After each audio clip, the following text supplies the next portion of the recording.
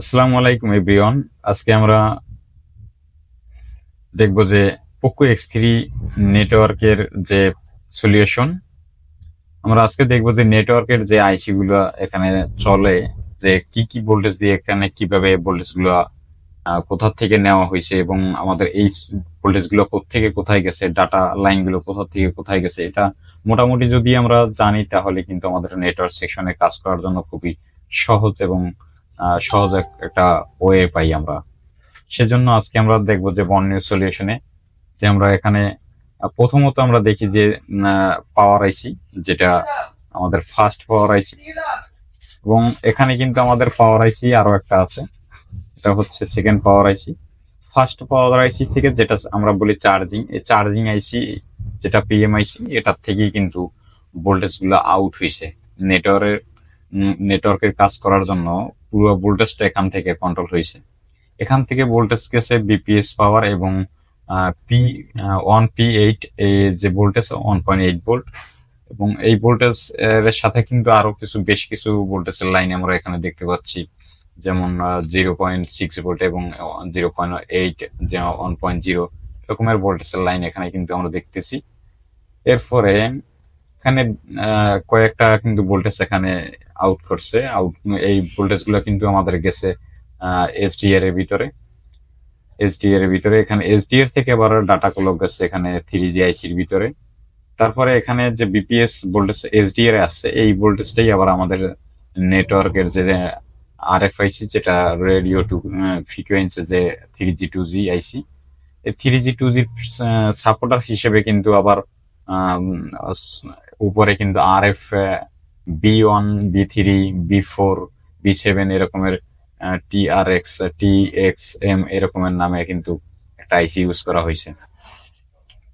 তবে আমরা কিন্তু সবগুলোই কিন্তু একবার চোখের সামনে দেখতে পাচ্ছি। এরপরে আমরা দেখবো যে এখানে থেকে এই যে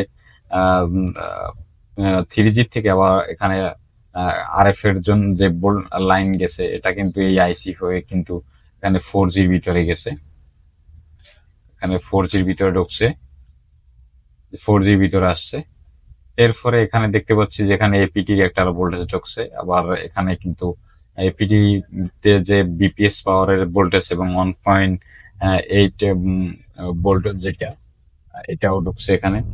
এবং 4G তে কিন্তু আবার আলাদাভাবে দেখতে পাচ্ছি যে এখানে কিন্তু বিপিএস পাওয়ার 1.8 ভোল্ট এরকম আলাদা লাইন এখানে আসছে পাওয়ার আইসি থেকে। এখানে পাওয়ার আইসি থেকে কিন্তু আলাদাভাবে লাইন এখানে আসছে, এটা পাওয়ার আইসি থেকে আসছে। যাই হোক, আমরা এখানে কিন্তু মোটামুটি একটা নেটওয়ার্কের যে পুরো সলিউশন এখানে কিন্তু আমরা দেখতে পাচ্ছি। এভাবে যদি আমরা ভোল্টেজ গুলো একটা একটা করে আইডেন্টিফাই করি, তারপরে কিন্তু আমরা কাজগুলো করতে পারি। এভাবে যদি কাজগুলো করি তাহলে কিন্তু আমাদের এভাবে যদি কুইজে আমরা কাজ করি তাহলে কিন্তু আমাদের কাজগুলো করা খুব ইজি এবং সহজ হয়। সেজন্য এই স্কিমেটিক ইউজ করা খুবই জরুরি দরকার আমাদের, এটা খুবই জরুরি। এটা আসলে যারা কাজ করে এই জিএসএম সেক্টরে তাদেরই এটা খুব একটা কাজে আসে। এখানে আমরা পাওয়ার থেকে যে বেশ কিছু লাইন পেয়েছি, আমরা এই লাইনগুলো একটা একটা করে মাপ দিতে হবে। তারপরে এখান থেকে এসডিআর যে ভোল্টেজ গুলো আসছে এগুলো একটা একটা করে আইডেন্টিফাই করতে হবে। তারপরে কিন্তু আপনার এখানে যে 3G আইসির ভিতরে 2G আইসির ভিতরে যে ভোল্টেজ গুলো ঢুকছে এগুলো একটা একটা করে আইডেন্টিফাই করতে হবে। তারপরে কিন্তু আপনার কাজটা সাকসেস হবে, যে আসলে সমস্যাটা কোথায়। যাই হোক, আজকে এই পর্যন্তই নেটওয়ার্কের একটা মোটামুটি একটা সলিউশন দেওয়ার চেষ্টা করলাম। ভালো থাকবেন, তাহলে সুস্থ থাকবেন সবাই।